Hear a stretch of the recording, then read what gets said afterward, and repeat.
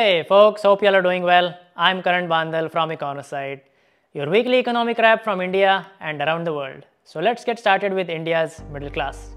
There has been a renewed optimism about the Indian economy not only in India but outside of India as well. You may ask why?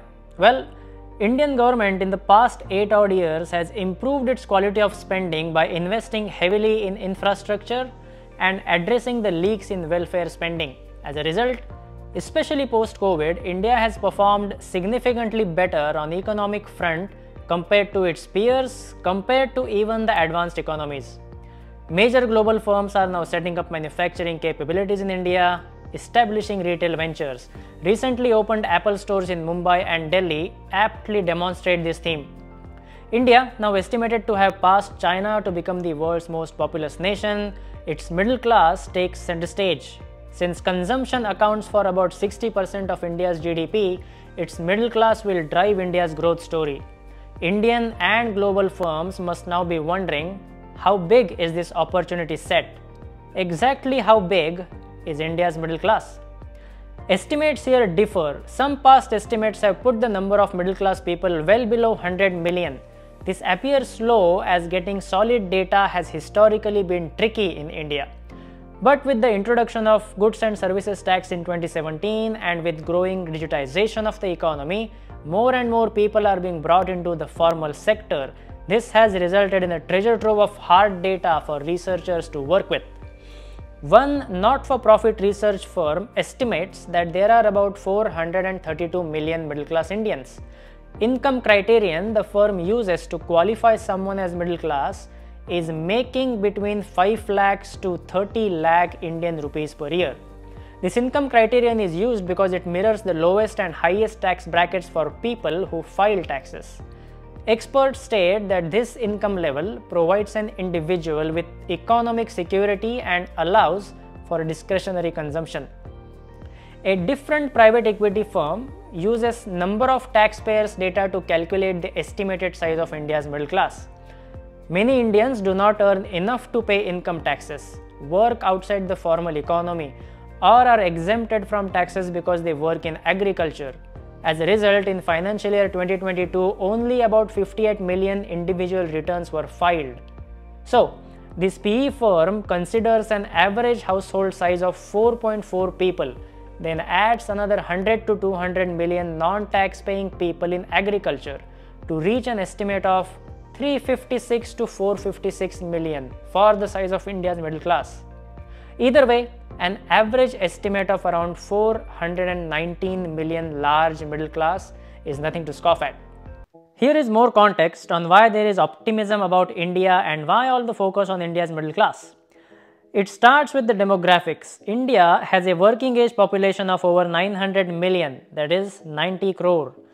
With a median age of just over 28 years, making it the biggest workforce in the world at a time when Western nations are facing severe manpower issues and China's population or workforce is projected to fall off a cliff. Even more significant is that this demographic trend will remain more or less the same for the next 15 years, a period that is being anticipated as the most crucial phase for India. Expectations around India's meteoric rise have disappointed in the past. But this time around, India seems to have created a solid foundation to take that next leap. A joint report by United Nations and Oxford University in 2022 revealed that as many as 415 million Indians emerged from multidimensional poverty in a 15-year period beginning in 2005-2006. India has achieved a near eradication of open defecation, provided clean fuel to people at the lowest rung of the ladder through a subsidy on LPG cylinders, a regular tap water supply in even the most remote of areas. 110 million rural households in India were receiving tap water by Jan 2023. With fundamental aspects addressed, India has now been able to redistribute her attention to investing in human capital and skill development. Traditionally, information technology, the service sector and agriculture have remained India's growth engines in the absence of a manufacturing revolution. These sectors will continue to impress, partly driven by India's strong demand or consumption story. Apart from that, the Indian manufacturing sector, which is now taking off in a real sense, will be the trump card during this fourth industrial revolution. Nearly all major projections are placing India as the third largest economy in under 10 years, and as per economic observers, a skilled, dynamic workforce can further accelerate the Indian growth velocity and help her achieve the target of a $40 trillion economy by 2047.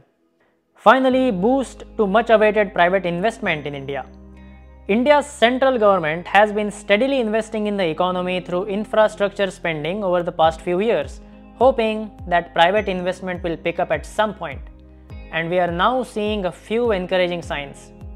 Buoyant on a rebounding economy, rising demand growth, and helped by various government initiatives, India's private sector is increasing capital expenditure plans for financial year 2024 by 14%. Here is the list of some of these companies that have announced their capital expenditure or capex. Private capex is expected to grow to 6 lakh crore Indian rupees in financial year 2024.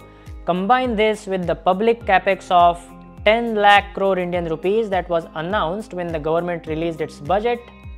A significant investment is being made in the Indian economy during the ongoing financial year. The rising trend in private capex is expected to continue at least for another 3 years, and as we have discussed in the past, capex is good kind of spending.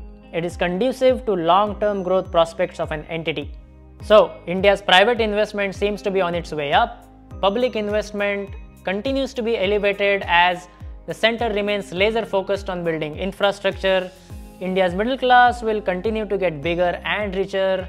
Global firms are looking at India as a promising market and a trusted destination for their China Plus One strategy.